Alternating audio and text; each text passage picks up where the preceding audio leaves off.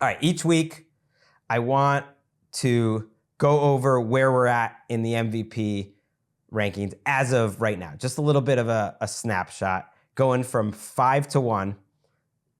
If you're an Associated Press voter, you do vote for 5 different players. And so that to me is really interesting because the 3, 4, 5 spot, like it's intriguing. If you want to start with your ladder, I'll listen to you first and we'll go back and forth. Let's go for it. Do we go pick by pick or do we go all 5 No, at just once? go for it. Just give me your whole 5. All right. Number 5, Joe Burrow. Despite the fact that the Bengals stink, he has not stunk. 3,337 passing yards, 30-5 touchdown to interception ratio. He's played excellent football. If they were a winning football team, he'd be very much in the conversation right now. So I'm still going to give him his flowers. Consideration, honorable mention, whatever you want it to be. He's number 5 for me. Okay, I thought about that, and now I changed my mind. I do want to go back and forth. That would be better, yes. I thought about that. He was probably 5 or 6 for me. I ended up going Justin Jefferson as my number 5. Considered it. Joe Burrow's been awesome this year. He's clearly one of the top 5 quarterbacks in the NFL. That last game he had was so typical of his season because he played excellent. You can't blame almost anything on him. And yet, he was involved with the pick 6 and involved with a couple other turnovers. There's always these little and yet. So I do think there's a difference between voting for All-Pro and voting for MVP. I do think MVP has to do with helping your team win. And as much as it's the rest of the team that's let him down, because of that, he's had to do too much. I'm just picking nits. I mean, he, to me, is my number 3 That's the quarterback. point right there. You're picking nits. Right. He's my number 3 quarterback in the league. I just think for my MVP ladder, I'd rather go with other positions. I have a couple other positions. Okay, so you're going to go with Jefferson, right? And I'm going to jump in front real quick because since we're comparing this to Burrow, Jefferson has been all but eliminated from a few games recently because they know how much Sam Darnold depends right, on but him. Now, he played a big part in that comeback win over the Cardinals, and I know that is typical of football at times, but to make a receiver an MVP candidate, I feel like that's why he's 5. That's why he's 5. It's a big drop off from the top 3 especially. Yes. He's still second in the league in receiving yards. And when I think of value and how important he is more important than their quarterback, for instance. And the gravity that he has, you see that week after week after week. The whole point of every game plan is to stop Justin Jefferson and how much attention he gets. And they still find a way to get him 100 yards. He's still second in the NFL to Jamar Chase. So he is my number 5. Give me your number 4. My number 4, I'm thinking about Jamar Chase's candidacy, but I already said Joe Burrow. My number 4 is going to be Derrick Henry. It's almost chalk at this point, but I mean, he's had a hell of a year, with the Ravens, his first year in Baltimore. He's got 1,407 yards rushing, 13 touchdowns. He's chipped in 125 receiving yards. I mean, he has balanced this offense out so well with Lamar Jackson. It's made this rushing attack even more potent than it was in the past when they had Gus Edwards and, those types. And I mean, he's been this is a guy who should be out of gas. Like, he's approaching 30. He's had an incredible amount of carries going back to his days at Alabama. This shouldn't be happening. It's like that old tweet that says, LeBron's going to be 35 soon. We're almost done with this. And then they're not. It's the same thing. So he won't win it. And I think part of that is because he's on the same team as my maybe next guy on the ladder. We'll see.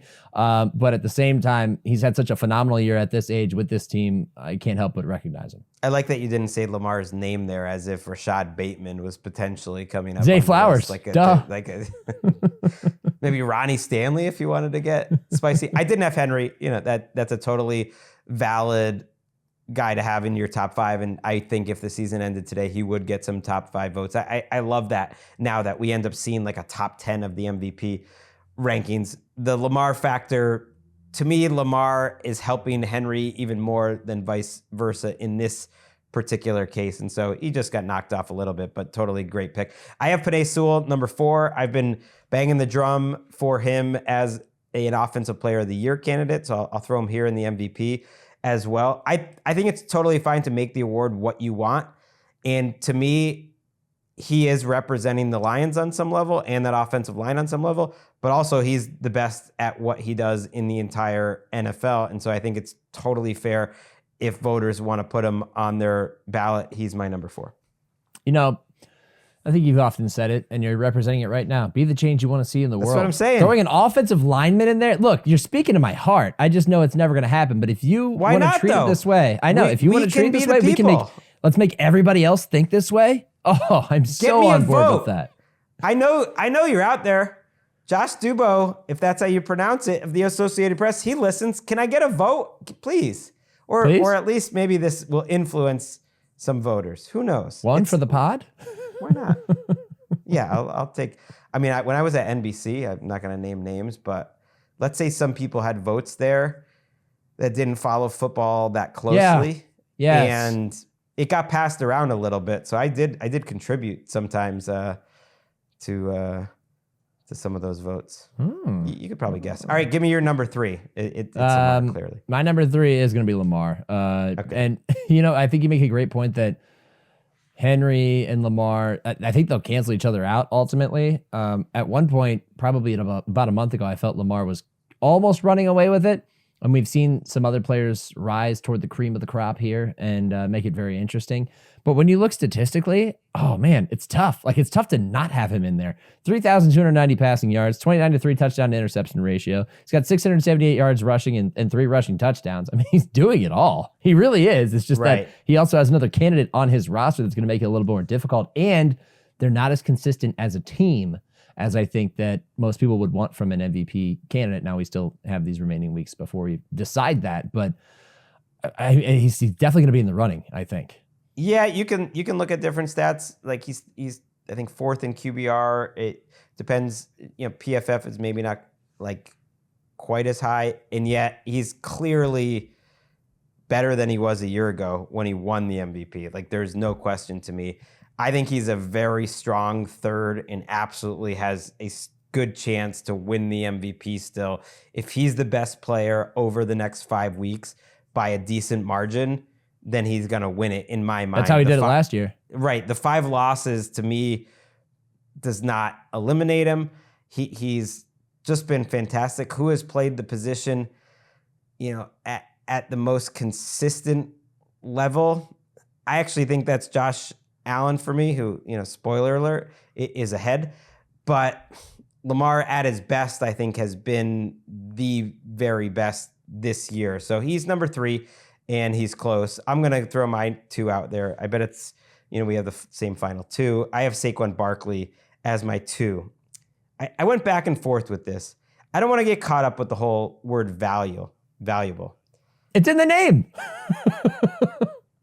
I get it, but that's sort of where I went with Sewell too. You can decide how you want to interpret it.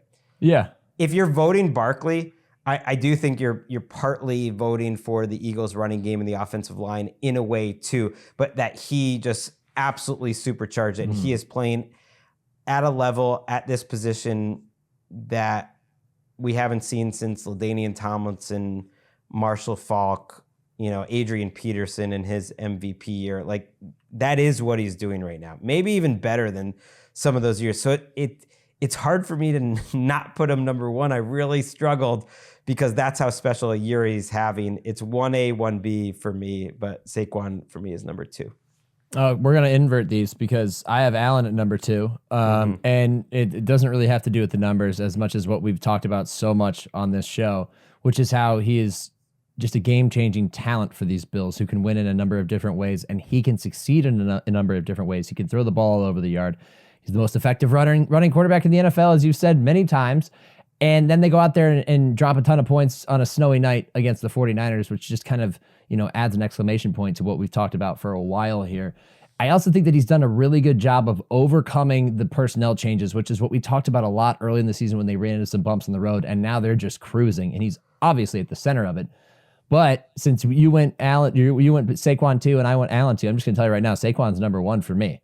So if we want to get back and forth about comparing these two, I will happily point out that while you're absolutely right about, incorporating the offensive line of that, we could talk about the Bills' offensive line and how well they've protected Allen for most of this season. Their incorporation of the running game, which is vastly different than where they were last year. Basically, since Joe Brady took over, they've been a different offense, and James Cook has factored into that. A little bit of Ray Davis, too. Shout out to Ray Davis. But when I look at the Eagles and I look at Saquon Barkley, I watch an offense that lost Jason Kelsey this offseason, lost Isaac Seumalo, which, okay, near replacement level guard if you want to talk about him like that. They replaced him with Mekhi Becton. They replaced Kelsey with Cam Jurgens, okay? They've dealt with injuries in the offensive line at times. And yet Saquon has looked head and shoulders, knees and toes, and a 10-foot wall outside higher and better than where they were with DeAndre Swift, where they were with Miles Sanders. Like, he is... I watch him run every week, and I think, God, I wish he wouldn't have spent all those years in New York. I feel like we were robbed of a surefire Hall of Fame career because of the time he was there. Now, injuries got in the way, of course, too, but he's playing incredible football and closing games and doing a little bit of everything, so much that he got a Nike ad for reverse hurdling a guy while wearing LeBrons, okay? This is my MVP. If he continues at this rate, slam dunk MVP for me, and I don't care that he's a running back. I'm taking it. All great points. It's all fair. It's why at this point in time where I totally get it, maybe I'm baking in that, can he keep this up? It's such a crazy pace. It's not just the 70-yard runs to ice the games. It's the 9-yard runs that should have been 4 just over and over. Yes. He's special. He could make the Hall of Fame, by the way, Shook. I think he's on pace for it. But it would have been guaranteed by now. The numbers are going to have to come down with running backs, kind of like the bar went up with quarterbacks. You know what I mean? Yeah. And because he's going to be, if he's one of the 2 or 3 best at his position over an 8-year period, let's say, those guys make the Hall of Fame. And to me, he has a good chance to do that, especially if he can rack up an MVP or an Offensive Player of the Year season this year and another good season or two in Philadelphia. So I think he has a chance to. I just look at Josh Allen and think how valuable he is in the running game and in the red zone and as a receiver. Okay. And I just think that it just puts it over the top where it's so hard for me to give it to, I guess, a running back when a quarterback is having a superlative season like this for Josh Allen. But they're 1A, 1B, and the MVP race is just getting going. So I think we can talk about it in future weeks, and it's razor thin because it does matter to me, like what describes the regular season the best, like in terms of what is the most signature part of this season, and I think that's to be determined. But that's an argument for Saquon because. Yeah. The way the Eagles have been ending these games, to me, is one of the most memorable things we will absolutely remember for years and years and years. And he is the key to it all. So you almost convinced me, but it's a good thing it doesn't really matter. It's after week 13. It only matters for this podcast and this video.